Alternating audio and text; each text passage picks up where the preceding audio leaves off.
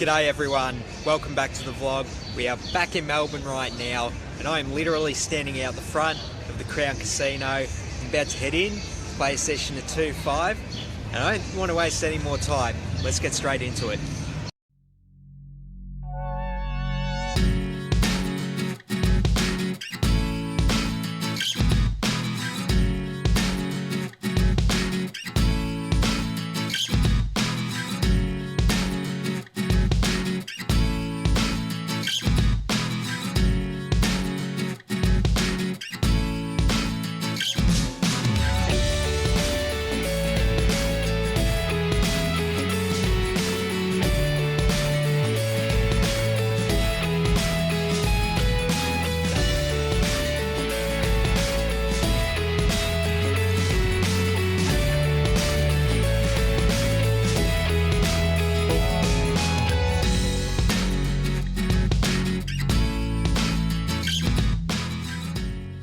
Okay, so we are wrapping up the Thursday session here at Crown. Played for about 6 hours and I don't want to give too much away for when we do go over the hands, but it was a roller coaster of a session, so hopefully you guys find some of these hands interesting and we'll go over those later for you.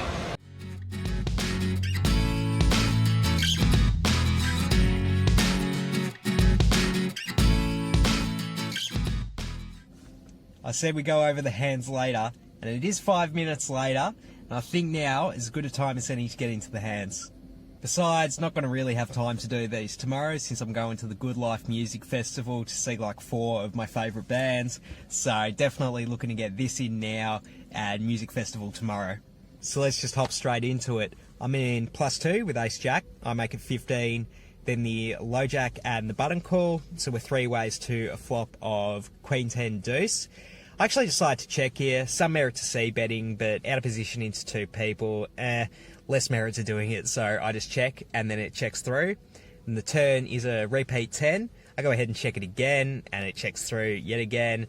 I know what you're thinking, this hand isn't very exciting so far with everyone checking, but things change on the river, because the river is the ace of spades. I go ahead and bet my top pair for 25, then the low jack folds and the button actually decides to raise here. He makes it 75, and this is actually a kind of interesting spot with my ace jack because I can put my opponent on a lot of value hands. Like obviously if they have king jack, they might play it like this, but in addition, I actually think it's somewhat possible they have a slow played 10 that didn't bet the turn, because when both myself and the low jack check the turn, it's not likely that we're going to have many hands that are going to call if the button bets. So if they have a 10 themselves, they might check to let us see a free river if we do have a hand like ace high that might be able to pay them off. So I can put my opponent on all those value hands.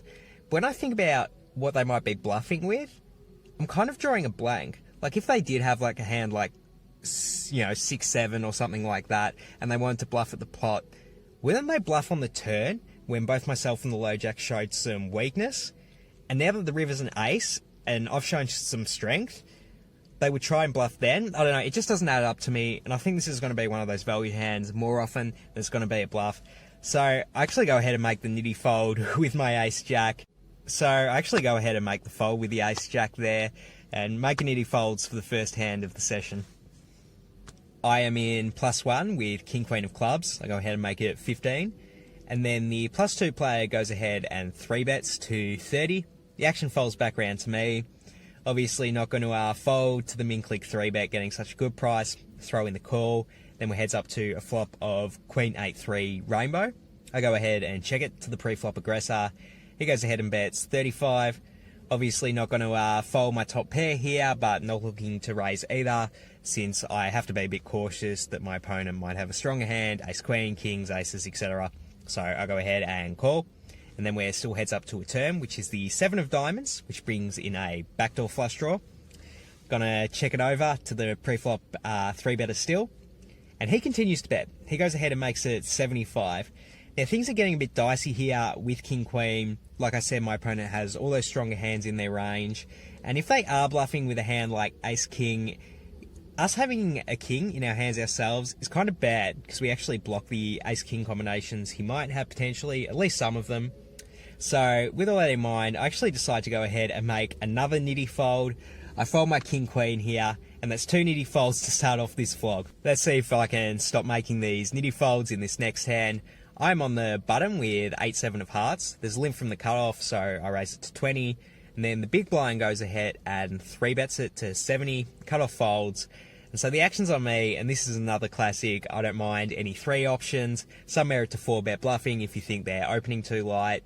I think folding's actually fine, considering that we aren't that deep effective with the stacks that started the hand, and so not a lot of implied odds to make with the 8-7 suited here.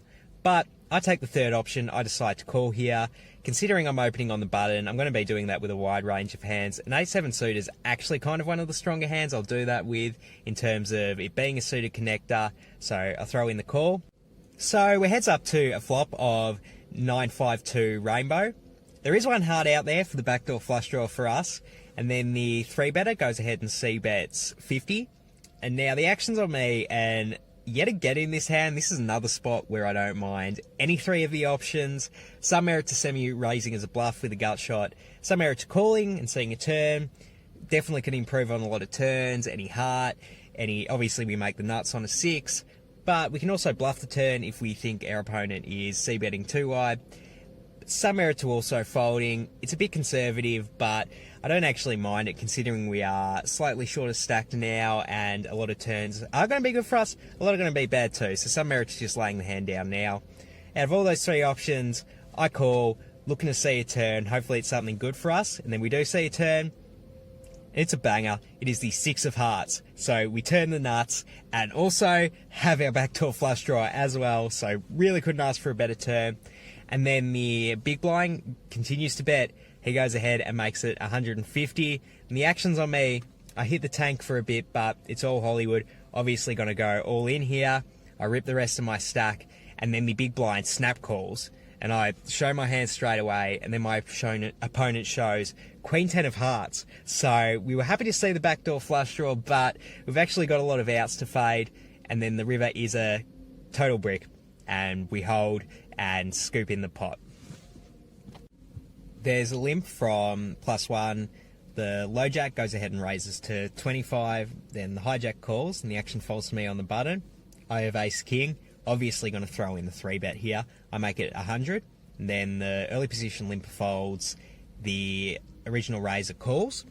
And then the hijack thinks a bit before folding. So heads up to a flop. The flop is ace-10-3 rainbow. They check it to me. I go ahead and C-bet 75. And then they call. So we see a turn, which is the jack of hearts. They go ahead and check it to me again. And if you follow me on Instagram at LeeBets, go ahead and do that now if you don't. But if you do, I've already put this hand up on my story as one of my interactive hand histories, which I do all the time. And the reason I did that is because this is a really interesting spot between whether you want to check it back or continue to bet for value. Why I like betting for value, it's very likely we have the best hand with ace-king. If my opponent does have a worse ace in their range, we can get value from that potentially. Also, there's a bunch of gut shots now, like if they have king 10 or queen 10. Those are hands that are probably going to call because they do have a gut shot. Having said that though, I understand checking as well, because if my opponent does have a worse ace, they might just fold if I keep barreling. Like, obviously, if I keep betting, they're going to be concerned that I do have ace-king, and they might be a bit timid to pay off. And we do have to be a bit cautious on this turn in particular, because we lose to ace-jack and jack-10 as well, hands that my opponent could potentially have, so we have to be cautious of that. So for those, considering both those options, I don't mind either betting or checking, but I do decide to check, playing a bit cautious, and we're still heads up to a river, which is the 8 of diamonds. And they go ahead and check it to me again. So I think in this spot, I'm pretty confident that my ace-king is the best hand. Not really sure that my opponent has much that's strong at all, but still going to bet to value. Maybe if they did check an ace twice, they'll call here. So I go ahead and bet 130, and then they fold really quickly. A bit of a shorter stacked hijack opens it up to 20. And then the cutoff calls. And I'm in the small blind with ace-jack offsuit. And I actually decide to mix in the 3-bet here. I go ahead and make it 90. The reason I'm 3-betting ace-jack here is because the hijack had actually been playing some speculative hands. And I definitely think I'm ahead most of the time with ace-jack here. So going to raise it up. I make it 90, and then the hijack calls and the cutoff folds.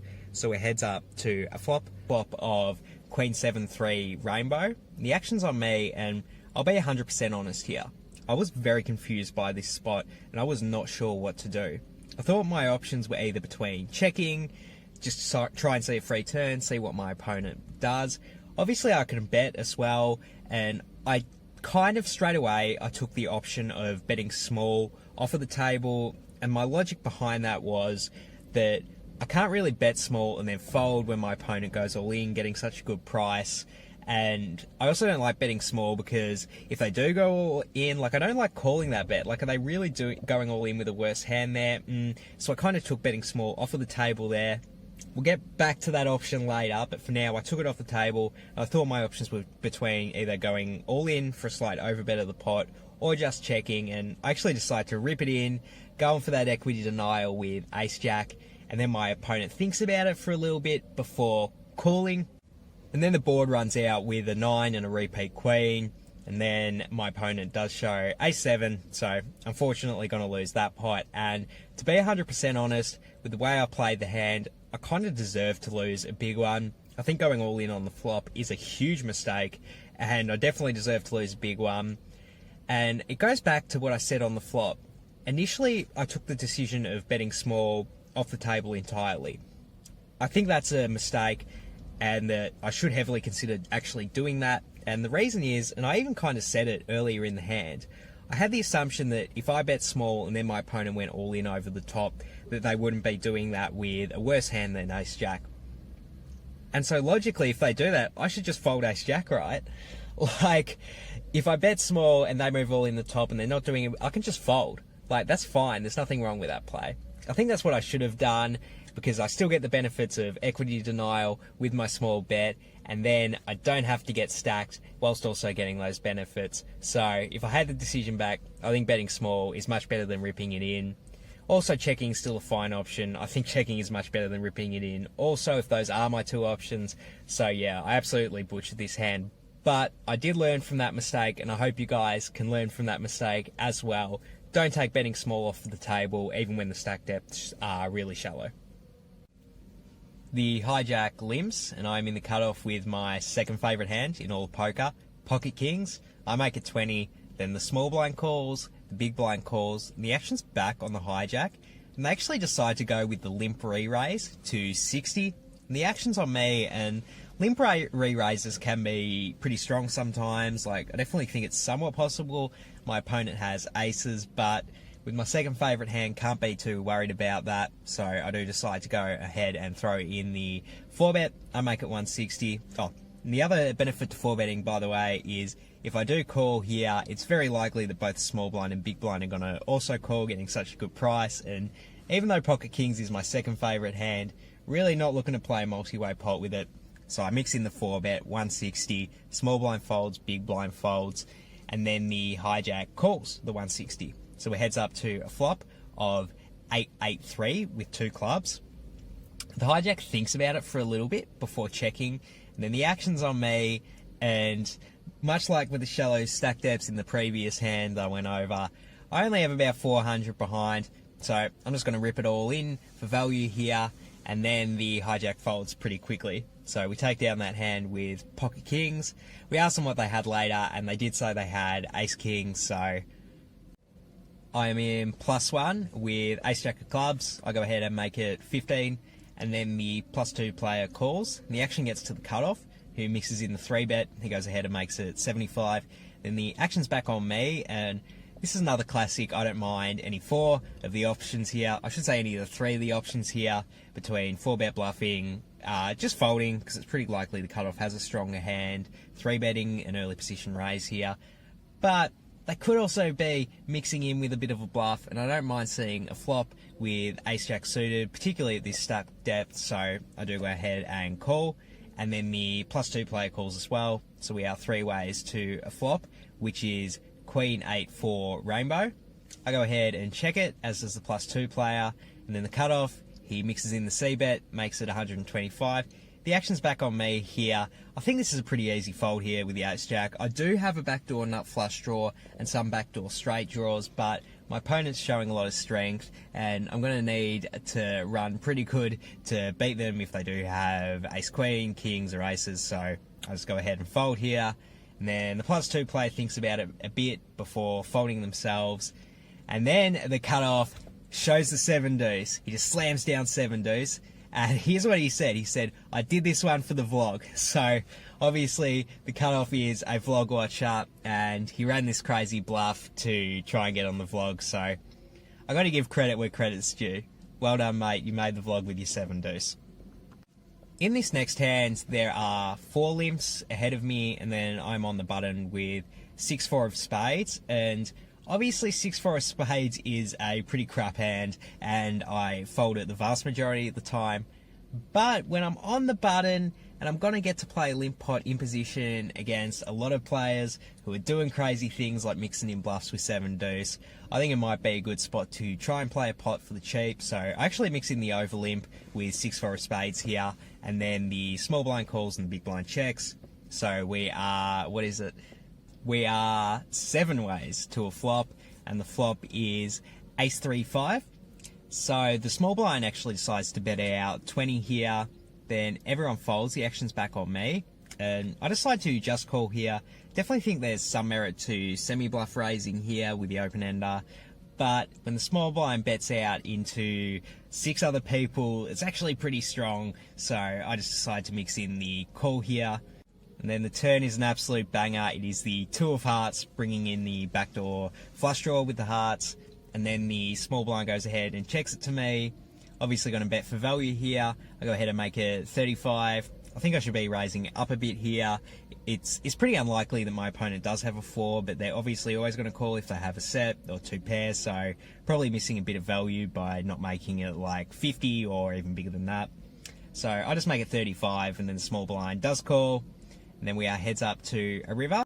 The river is the jack of hearts, bringing in the backdoor flush draw. And here's where things get interesting. The small blind decides to lead out for 65. The action's on me, and I think I have a pretty interesting decision here of either raising for value or just calling the bet. The reason I would like raising here is to just try and win max value from a 4. If my opponent does have 2 pair or set, they're probably going to fold to a raise, but I can try and get paid off by a 4. Having said that though, this river is a bit of a scare card. If they do just have a 4, they've got to be worried about me having a flush, so that might be a bit too thin, but maybe it's good. I'm really not sure. Even to this point, I'm not really sure if it's too thin or not. At the moment, I do take the more conservative option and just call. And then my opponent shows ace-4. So obviously happy to win the hand, but I'm not sure if I missed out on a bit of thin value there or not. I did actually ask the player who is also a vlog watcher, so shout outs to you. I asked them if they would call a raise after the hand, and they actually said that they would fold to the raise. So if we're gonna listen to them, there was no more thin value to be had here. But just in general, I wonder if this is a good spot to raise for value in. It's just an interesting spot to me. So I would love to hear what you guys think of that hand, whether raising the river is good or bad. Let me know in the comments below. So that's going to wrap up the vlog for today, guys. Ended up in for 600 and leaving for 605. So pretty uneventful session despite the swings up and down. Ended up at a pretty smooth plateau of a $5 profit. In terms of my actual gameplay grade for the session, I'm going to give myself a C+.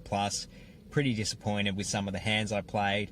Obviously the ace-jack shove being the most aggressive error of them all. Definitely should just be checking or betting small there, so disappointed with that hand. Also not raising the river with 6-4, I think was also, even though it might not have got me value this time, I think in general that's a good spot to raise for the thin value. And having said that though, I did like a few of the hands I played. I made disciplined laydowns with the ace-jack, with the king-queen. The ace-jack where I folded the river, not the one where I went all in. So I did play a few hands well, but I can't give myself too high of a grade when I was making those pretty significant errors during the session as well. So C+ feels about right. But that's going to wrap up the vlog for today. Thank you so much for watching. I really appreciate it. make sure you leave a thumbs up on this video. That helps the channel. Also subscribe. I'm going to have vlogs coming out all of December and up until the Aussie Millions, and I'm going to be vlogging from the Aussie Millions. Obviously that's a huge time in poker in Australia, in the world, and I'm going to be in Melbourne for all of it, vlogging it. So subscribe and you'll get December vlogs, Aussie Million vlogs, all of that to come out. Leave a comment too if you want to talk about one of the hands. There was definitely a lot to go over in this session, so looking forward to hearing from you guys, looking forward to the next vlog, and I'm out of here. Peace.